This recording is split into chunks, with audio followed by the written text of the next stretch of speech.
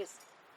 Hello, I'm welcoming you to the Jaimini Sutras conference to be held between 5th and 7th April 2023, organized by Divinations.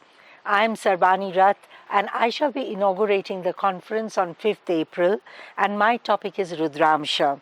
I do invite you to attend this superb conference organized by Divination, and there are 10 stellar speakers who are going to be speaking on various secret aspects of the great Jaimini Sutras. The reason I chose Rudramsa as a topic is because this is a Varga that has only been discussed by and presented to the world by Maharshi Jaimini. Parashara never discussed the D6 chart or the Shashtamsha chart or the Rudramsha chart, which is the D11. That is because it maps into our 6th and 11th houses, the problematic harasthanas and trouble spots, which gives us all kind of pains and tears and deaths and troubles. But Maharshi Jaimini has discussed them in great length. So Sarbani ji, why Rudramsa? Do you think is this not a topic dealt with in Parashara? No, this Varga has not been discussed by Parashara, as I mentioned just now. This is exclusively being taught by Jaimini. And Rudramsa comes from the word Rudra.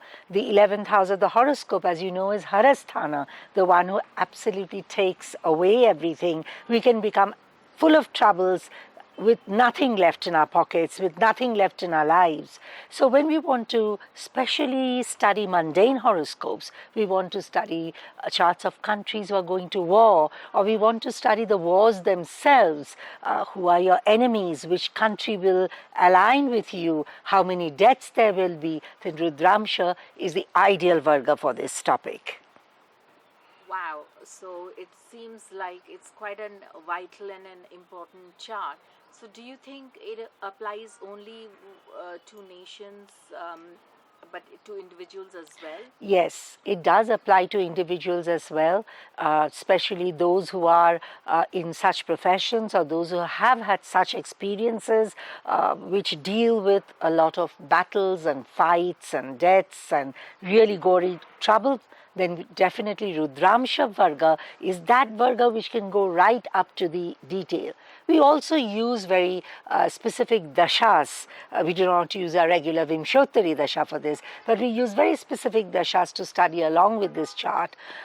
But the very reason it's not discussed so much in openly, because we don't want to lay out so much of negativity out in the public. But nevertheless, it's a very, very important Varga, and we all as astrologers must be aware that such a tool exists for us to use when the time arises. Wow, fantastic. So can we say that the Parashari system is a little bit more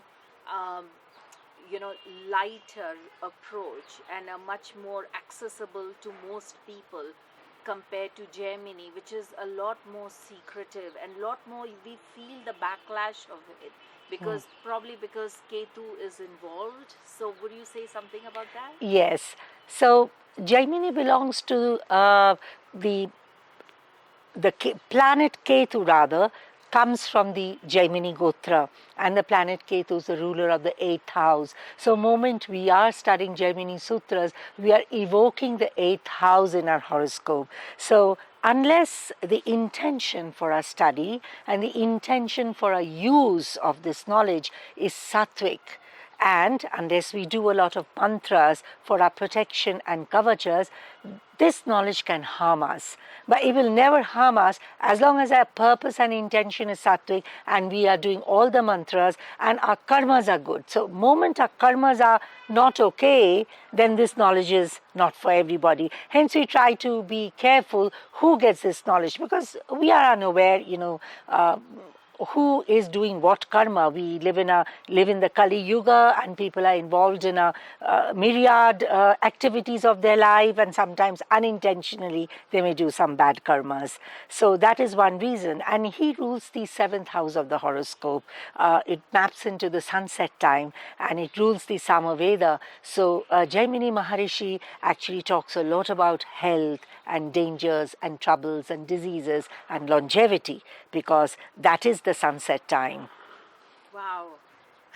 No wonder, there is a distinct school of thoughts, especially in southern India, where they believe that Parashari system, people who study or do the Parashari system, they stick with that, while people who do the Jaimini should stick with that. How do you think the integration works? Because that can be quite daunting to some, especially given that the Gemini is much more intense, much more layers of the onion skin. You keep peeling it, and there's a depth inside. So, how do you think the integration works? So Jaimini belongs to the Parampara, or the lineage of Parashara. Parashara's son Vyasa, and Jaimini was one of the principal Shishyas of Vyasa. And so in that sense, he is almost like a grandson to Rishi Parashara. So obviously the Jyotish that he has been trained in is Parashari Jyotish. And his book is called Upadesha. That means he's given us comments, insights, additional inputs on everything that Parashara has written, and one or two things which Parashara has not touched upon, that, for example, the Rudramsa chart, because perhaps Parashara felt that this should not come into everybody's hands, this knowledge can be misused, or the astrologer himself may not be that pure, or maybe indulging in bad karmas, which is not appropriate when you're indulging with issues of disease, death, longevity, etc.